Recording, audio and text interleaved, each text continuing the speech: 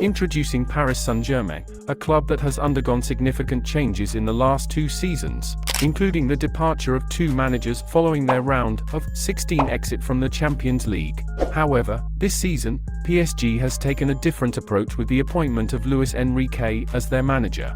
Their approach to the transfer window has seen remarkable signings and some notable departures. In this video, we will explore PSG's recent signings and what to anticipate from the team in the upcoming season.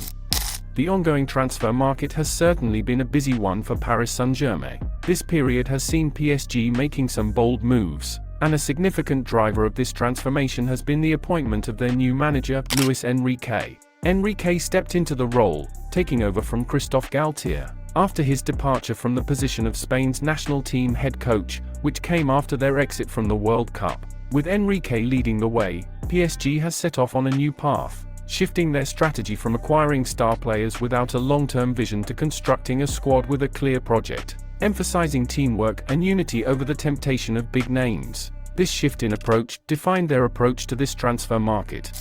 Before we dive into their noteworthy signings, let's take a closer look at the departures that occurred during this window for PSG. First and foremost, the most high-profile departure of this summer window was none other than Lionel Messi. He made a surprising move to Inter Miami on a free transfer, following the breakdown of his contract with Barcelona. Renewing his contract with PSG was never really an option, given various reasons, including a somewhat problematic atmosphere and consistent disapproval from fans.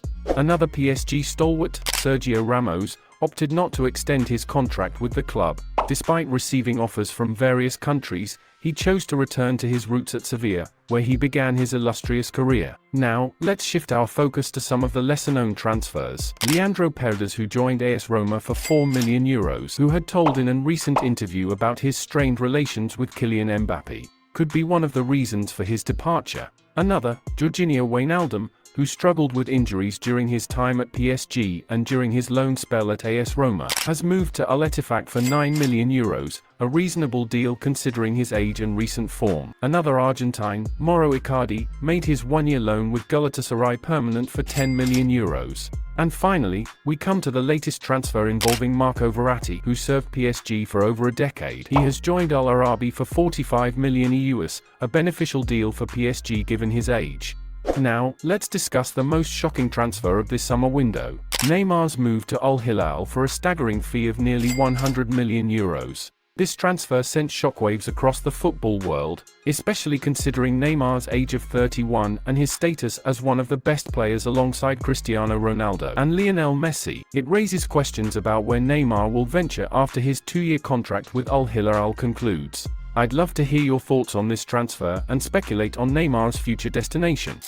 Now, let's turn our attention to the key signings that PSG has made during this transfer window. First, in the centre-back position, PSG made 2 notable additions. Milan Skriniar arrived on a free transfer from Inter Milan, and Lucas Hernandez was secured from Bayern for €50 million.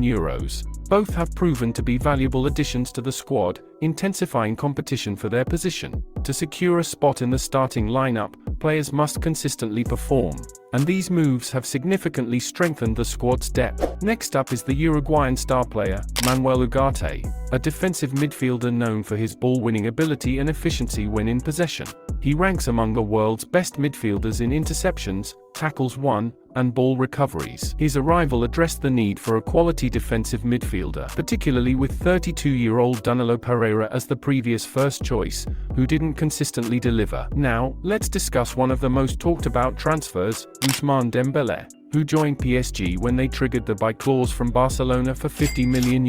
This move aimed to fill the void left by Messi's departure, but raised eyebrows when Dembélé left Xavi and Barcelona. His success at PSG hinges on his ability to stay injury-free. Additionally, Bradley Barcola, who arrived from Olympique Lyon for €50 million, serves as a backup for Dembélé, given his inconsistency due to form and injuries. Barcola is a promising talent with speed and dribbling ability, and considering he is just 21. Next is a lesser-known transfer, Kang-in Lee, a 22-year-old South Korean midfielder who joined from Mallorca for €22 million.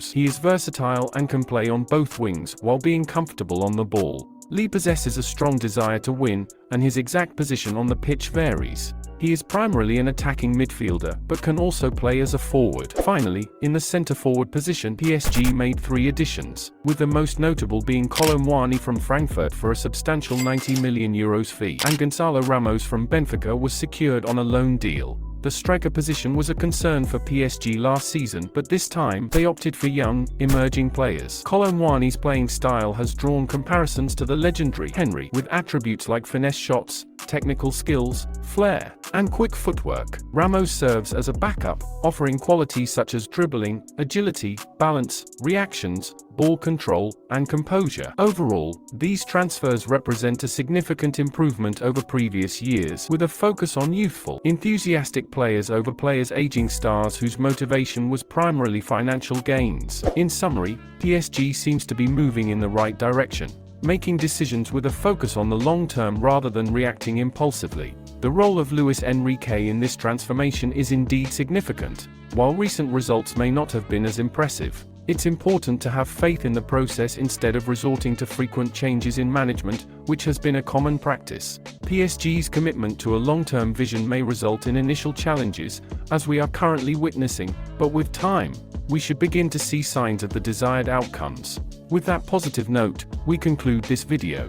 If you found this content enjoyable, please consider liking and subscribing to our channel. Your feedback and constructive criticism are always appreciated, so feel free to share your thoughts and suggestions with us.